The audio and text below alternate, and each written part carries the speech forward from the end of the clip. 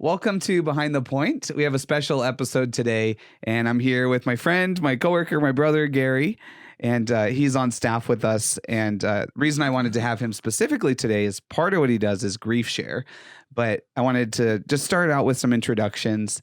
And if you could start, just tell us a little bit about who you are, Okay. Family, what you do for Centerpoint. Okay. Be good. So I've been here about 8 years at Centerpoint Church, and primarily what I do is I work with the men, the pastoral care, and GriefShare. Those are my primary duties, and that's enough. But I was going to add more. I bet you were. I was going to ask you if you could do a few more things for us. I bet you were. No, I'm sure they get at it anyway. Yeah. But, so and me and my wife and I rather have been here like 8 years, like I said, and we enjoy this church a lot. And it was actually Jerry greeting us when we first got here that kept us here. Oh, cool. And so we didn't get that from some other churches that we had visited before coming here. So, I've been married 34 years. I have 4 boys and 1 girl. Mm-hmm. I have 4 grandkids, and nobody lives here. They all live down in Chula Vista or Escondido or somewhere like that. You guys are down there often. Yeah, so we go down there often. Yep. We're currently taking care of my mother-in-law who has dementia. Mm-hmm. So there's that new dementia, the dimension that's happening right now in our life that's caused a little bit of we've had to kind of change our way we're doing things and how we do things. And so it's been a little bit of a struggle in trying to find her some help that she needs. Mm-hmm. I mean, one thing that older people don't like to be is they don't want to be a burden. I'll probably be the same way when I get that age. And I get that. I mean, here you are, you've been independent for all your life, and all of a sudden now you got to rely on people to even make you a cup of coffee. Mm-hmm. It's got to be very humbling. And sometimes she doesn't do it very well. And so that's part of that part. Yep. Yeah. And we could talk about that in a little bit too. That's a grief. That's another itself, grief because right? we know it doesn't get better. It's just going to get worse. Yep. And so we have to prepare ourselves to know that. And even though you prepare yourself on the day that it happens, you're not really fully right. You don't want it to happen. I mean, in some ways, it's like she has caused a lot of friction, and she knows it. And that part, you don't want to feel like a relief when she goes either. Mm-hmm. But, there's that too. So that you struggle with that, and that's hard because we love her and we don't want to feel like that. Yeah. And she's struggling and suffering. And she is struggling. She's struggling she's struggling to keep identity. Yeah. Identity is hard. She doesn't know who she is anymore. And that's hard. Mm-hmm. And sometimes when I come home and I've been here all day and I get home, I'm not the rosy, cheeky kind of guy, I guess you could say. And you're tired. I'm tired, and she takes that vibe and she runs with it, and I really have to be up with it. When I drive into my garage, I park it and I go like, say a prayer, and then I go in now. Yeah, that's good. Because I didn't realize that she really would take it like that. So it's a learning curve for us too, Mm-hmm. Sherry and I. And it's hard because Sherry's the only sibling left. The other ones have passed. Yeah. And she's the oldest. So, she feels it's her responsibility, and it is. I get that. My mom's passed in 2010. So, and she's got both her mom and dad. Her dad will be 96 in December. But he's got it. He texts me every morning. He still has his mind. Yeah, he still has his mind. His body's shot, but his mind is really sharp. He played a lot of sports. His body shows it. Yeah. Yeah. It comes back to get you it does. Later down the line. His back, his shoulders, his knees, everywhere. But he's sharp. Yep. Well, tell us a little bit about, can you tell us just a kind of a short version of your testimony coming to Christ? What led you to the Lord? Well, unlike other people, I didn't come to the Lord until, and Damien knows a little bit about this because we were in leadership together, but I didn't become a Christian until I was 57. So I came really late. Now, there's a good part of that and a bad part of that. The good part about it is I came sober. Mhm. I'd been 2 years already sober by the time I wanted to become a Christian. And the funny story about this is that I worked at Edwards at the time, Mhm. Air Edwards Air Force Force Base. Base out in Lancaster, Palmdale, which depends on who you want. Part Who of you it is ask. yeah, who you ask. But, every day I would come through the town and I would pass this church and I'd have my rock and roll on. Don't judge me. Anyway, I'd have my rock and roll on and Tom Mercer would come on and he'd say, "Why aren't you in church?" Mm. And that would be on the radio and it would be like, it would be great. I was like, so I did this, maybe 6 months of that. Finally, I said, I just stopped one night and I drove in there. And it wasn't this big mega church, mega cross and all this stuff. It was just, and I came home and I said, "Sherry, why don't we go to church on Saturday?" They had a Saturday and she about fell on the floor. She said, Yeah. "You want to go to church?" Yeah. And I said, "Yes." And from then on, I knew I just needed to change. But I will say this, when I became a Christian, it was not easy. Because then everything that you just did automatically, now you had to reconcile it in yourself. You had to take notice of it. Yeah. You had to say that wasn't right. You Yeah. had to Christ you has forgiven you, but then you have to go you through that process of forgiving yourself Oh, and yeah. realizing the Yeah. consequences of some of your Yeah, and actions. and eventually it took me maybe longer than most people because I'm just that kind of guy. That's why I didn't come to Christ until I was 57. But that's another story in itself. My testimony is out there. You can Yeah. go see my testimony anytime Yeah, you want. I was gonna mention that on the Yeah. website. If you go to centerpointchurch.church, Yep. and then if you go to about, there's a link that says testimonies, and actually yours is on there as well as your wife Sherry's is on yes, there. yeah. Both of them have really powerful stories of just some of the major events in your life that Yeah. really led you back to Christ. You just mentioned this only. You said it was good and bad coming late in life. So Yeah. The bad part is it was a learning curve for me to read the Bible. Oh my goodness. Trying to memorize verses at my age and trying to get it down. And it was hard.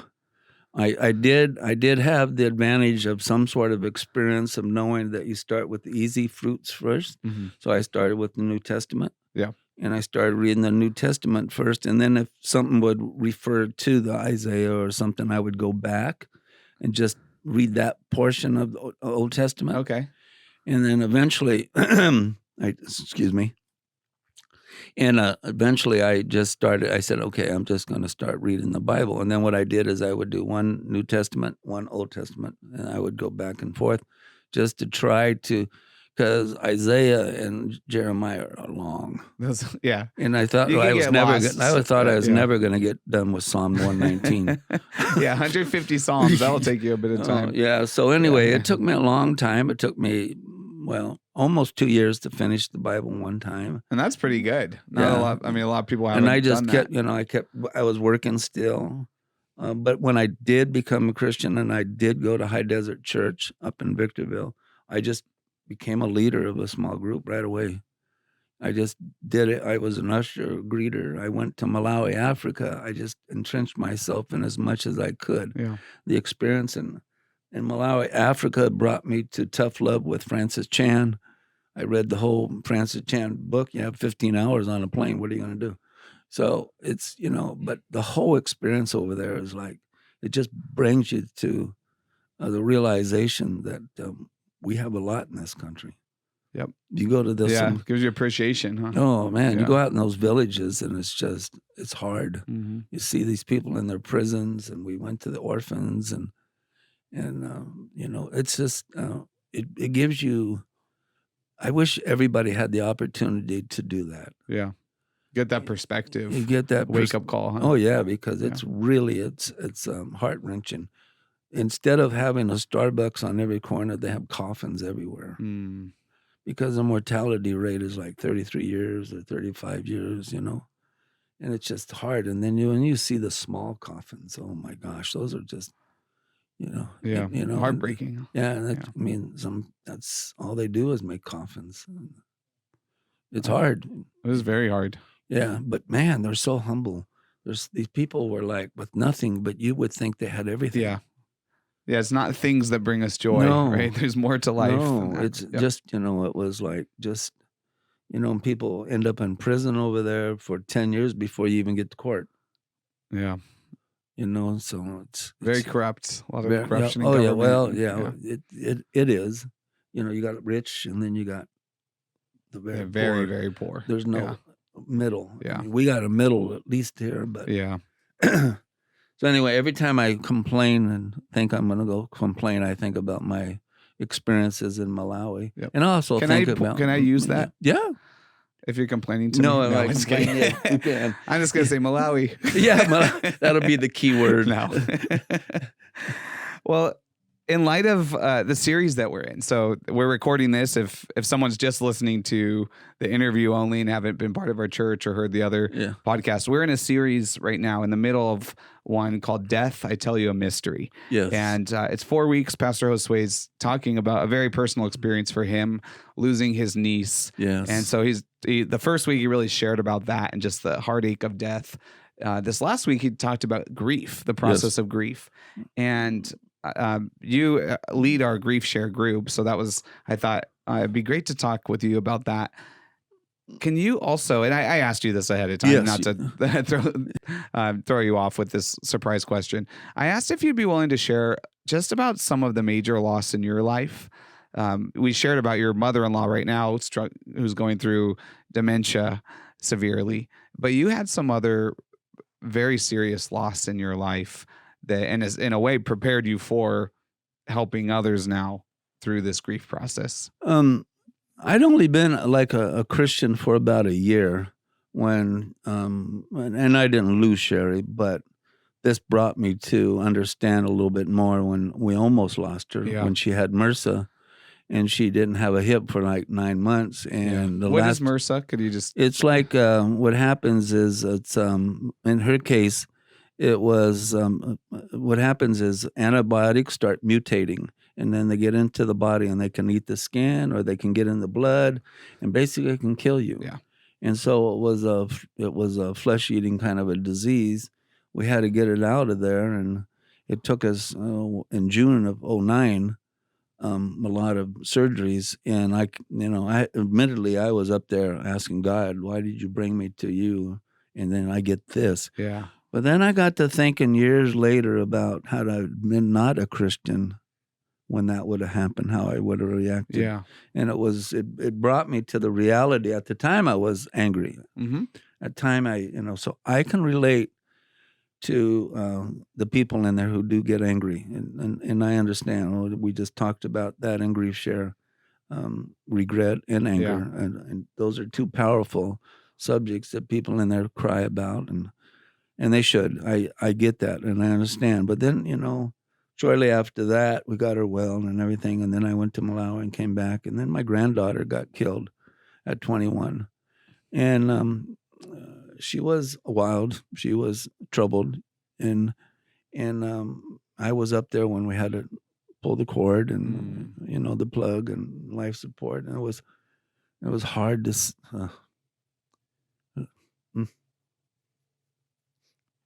Still hit you. It was hard. When was this?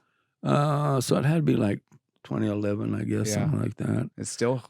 It still hurts. 2011, 2020. I think what hurts is the fact that it's the regrets.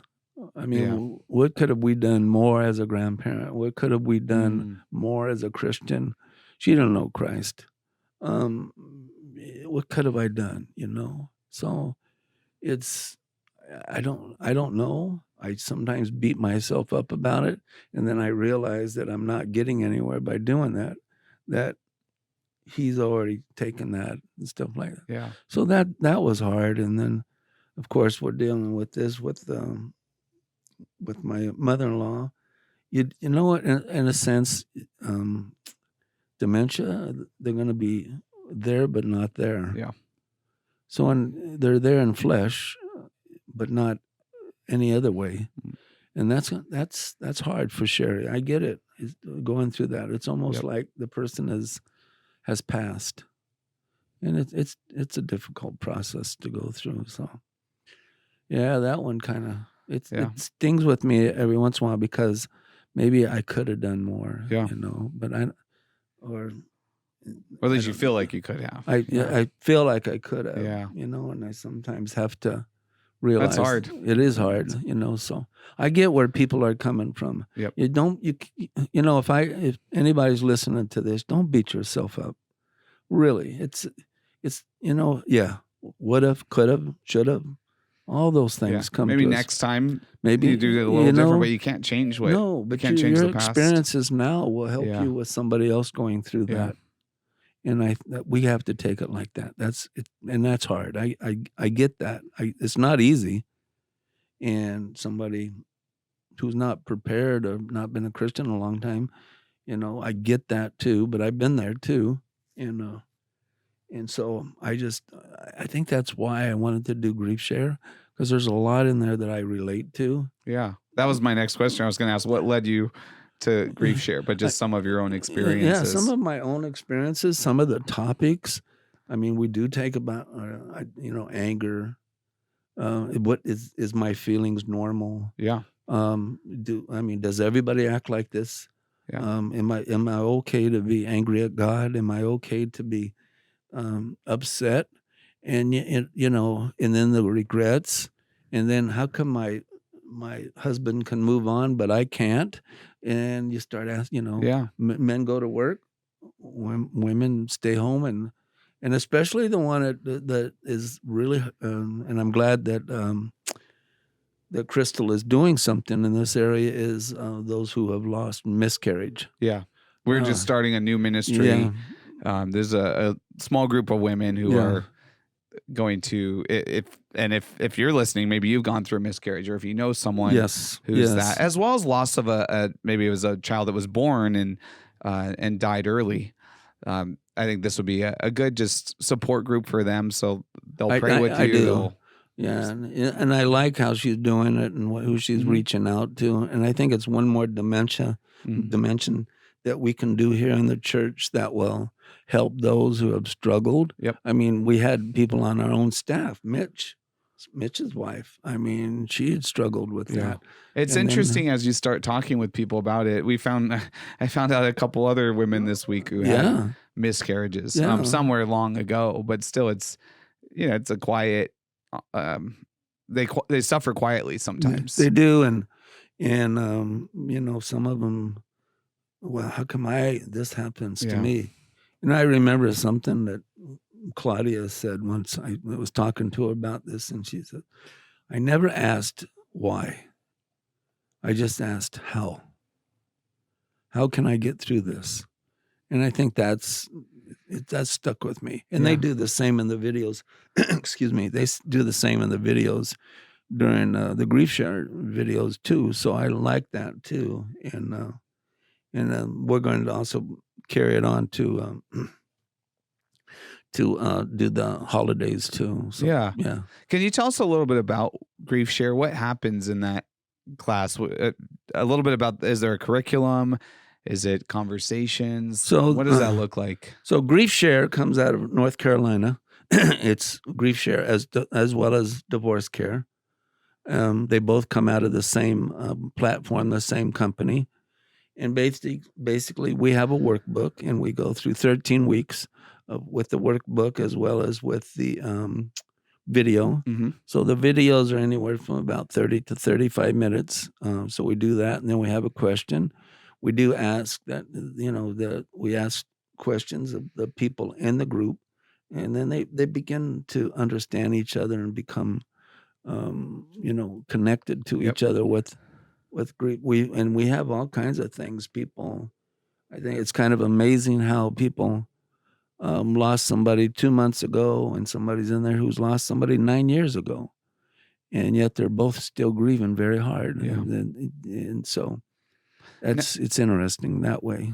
Now, if you're about halfway through, We're you're 8 weeks we're going to in? be on week 8. Okay. Now, if someone wanted to pop in now, is They- that still valuable? They could. Okay. They could. And the other thing we try to do with those people that want to pop in now is we try to update them a little bit about the book Mhm. and see if we can work with them. We did work with a couple ladies last time when we ended, and we brought her along and caught her up, and then she stayed for the rest of the class. Yeah. So we came a little bit early. We came on Wednesday, and we were here about 3:00, and then we showed her the video, and then she went in and saw the other video, and so until she was caught up.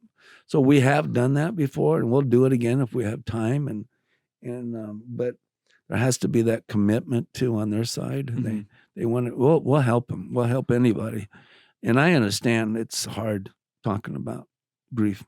I know that it's just difficult. It's not a subject anybody wants to really talk, but they find themselves once they do, and they get connected with the people in there.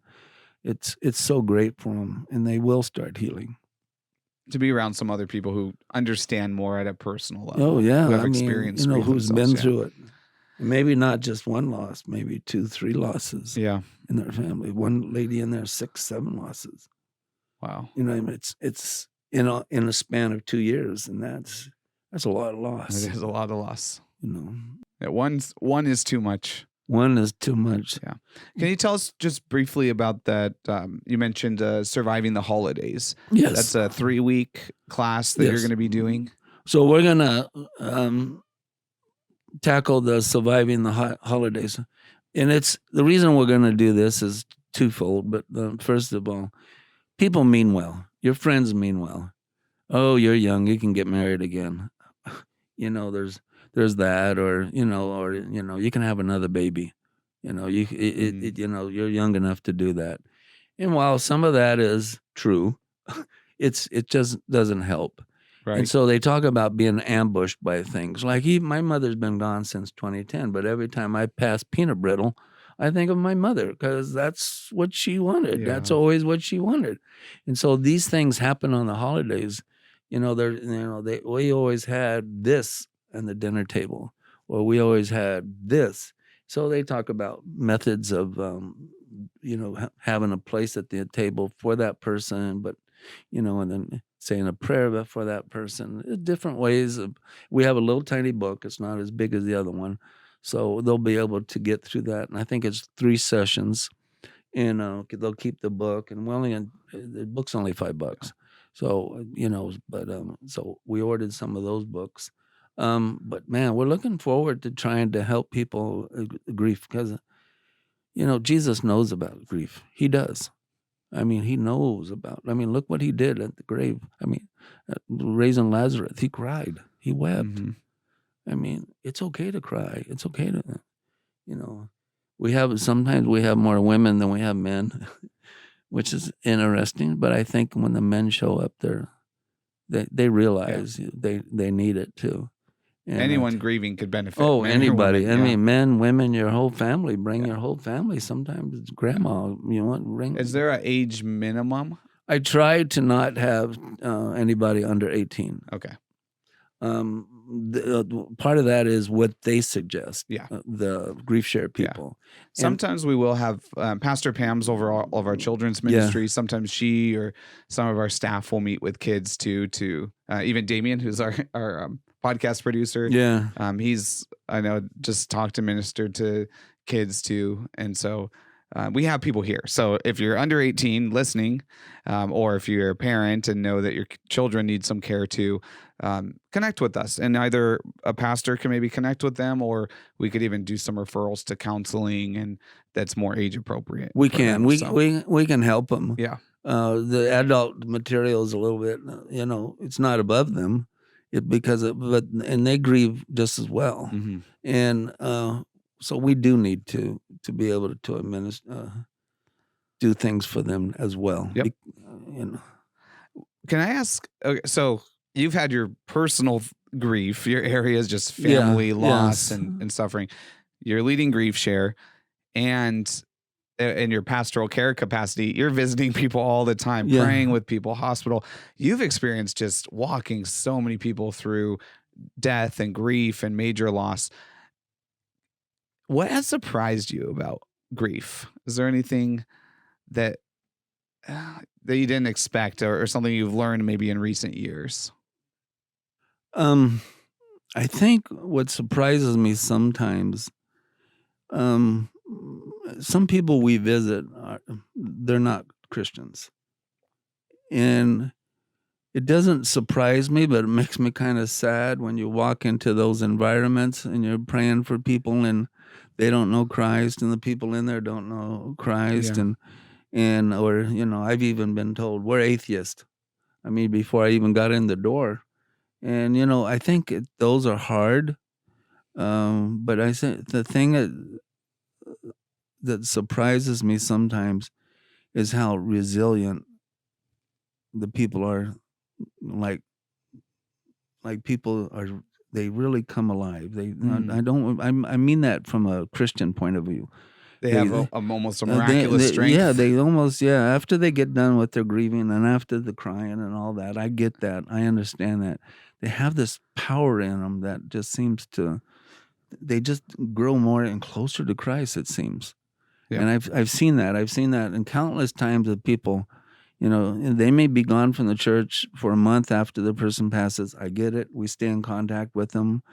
And then all of a sudden they just show up and they seem to be even more entrenched in the word and more entrenched in church and more entrenched in what God wants for them. And I think that's an amazing thing.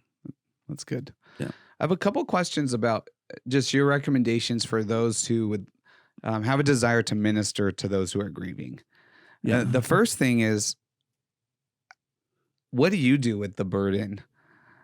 And I think we both experienced this in pastoral care and pastoring.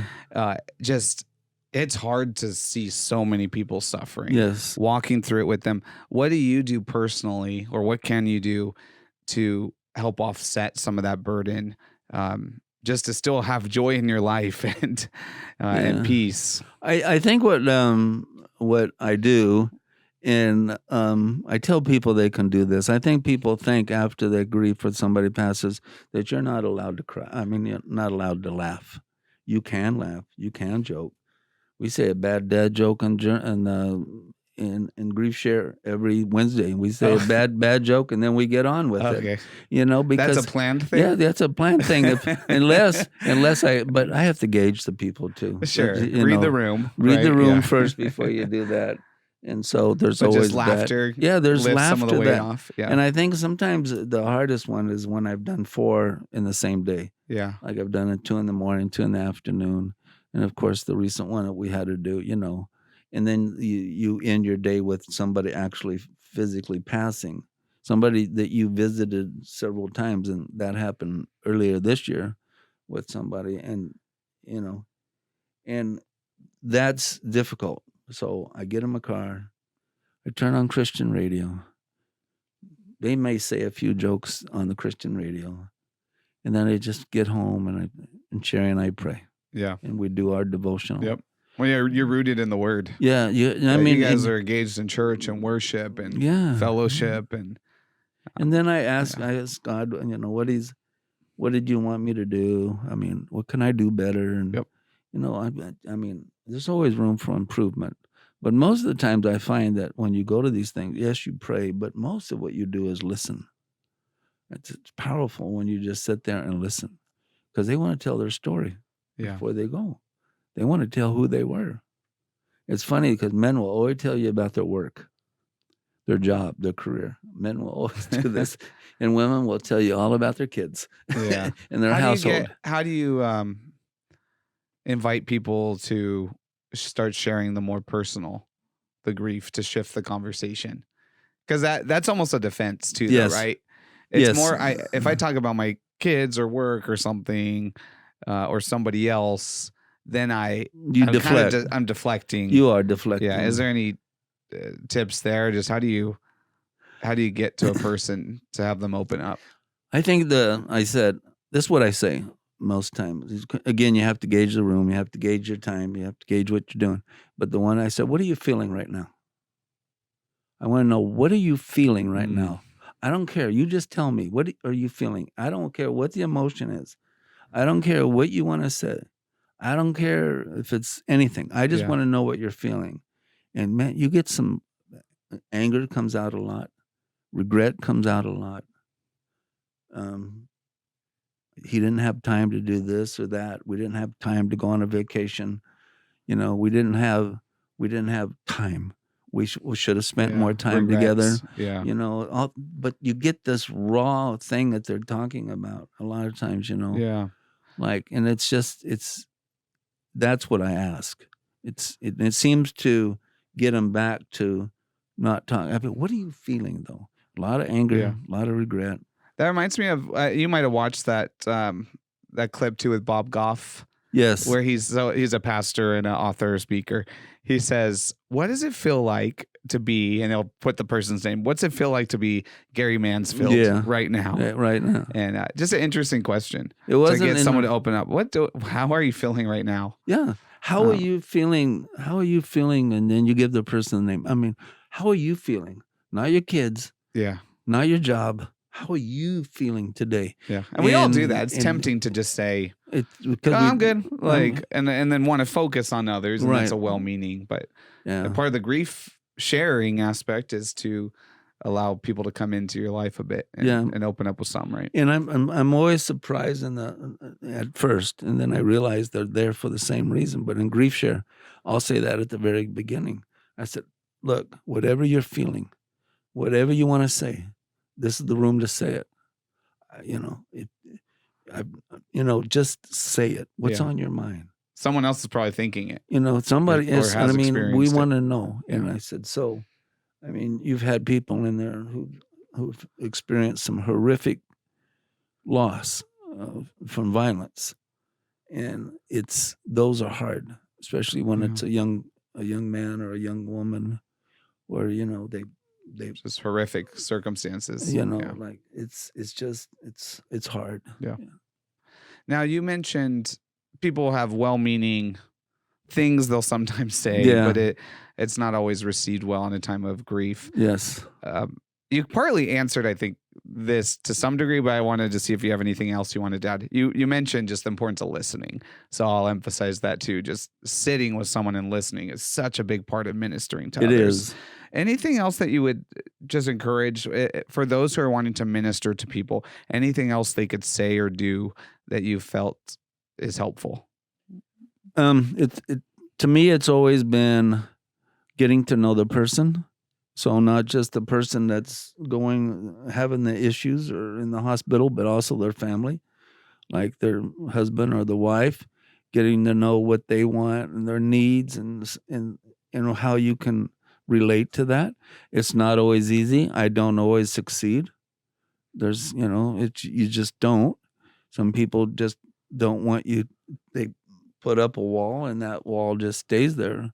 And but I always tell them, I'm here I'm just here to listen and to pray with you, because I said we got to bring it to Jesus. At the end of the day, and we can, and I think it's really hard because most of us want to heal, but we want to heal here on earth, and that doesn't always happen, and it's really hard when somebody loses like a kid or their son was really young, and or they lose them to something like an accident that could have been prevented. Yeah.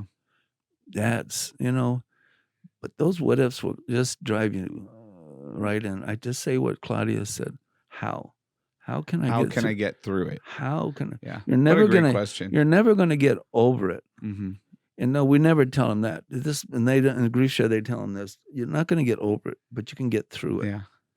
And yes, are there going to be times in your life? Yeah, all the time. Well, you talked about the peanut brittle. Yeah, little things. The little things every time. The little things that you see, and somebody will give me this song that they liked. This food that was their favorite. This movie. Yeah. So it's always that way with my mother. It's like if I see a black and white movie come on TV, I go like, brings you back. It brings me back to the movies that she liked to watch.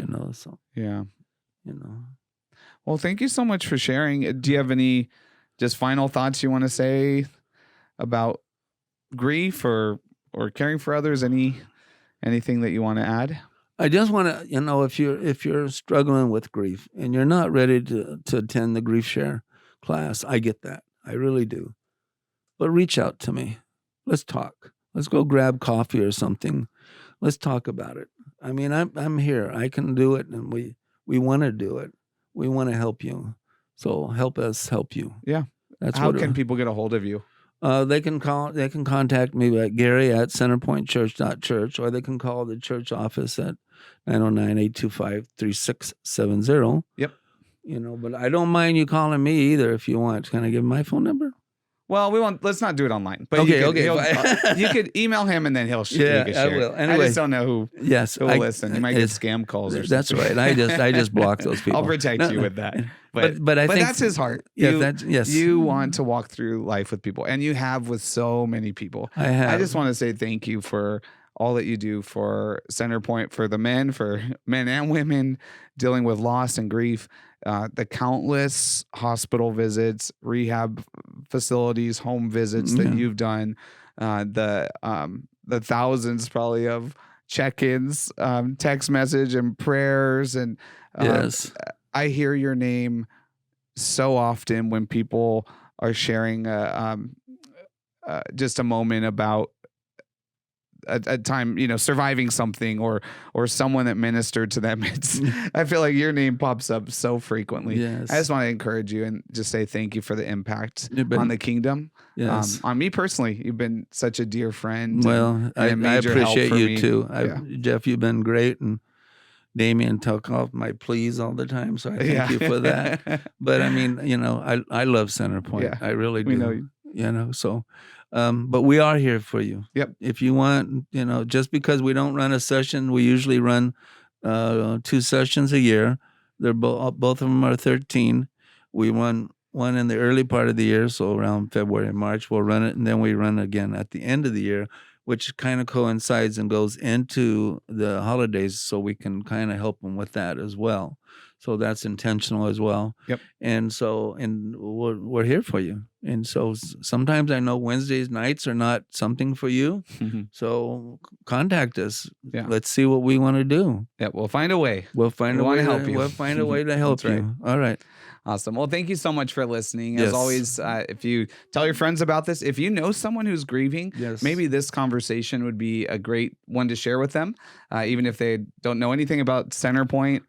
Just hearing that, hey, here's some thoughts on grief and people dealing with it. So please share, like and subscribe, I guess. And if you have questions, you could, again, email Gary at centerpointchurch.church if you want to get a hold of him. Or you could, if it's about the podcast at centerpointchurch.church. God bless. Have a great week.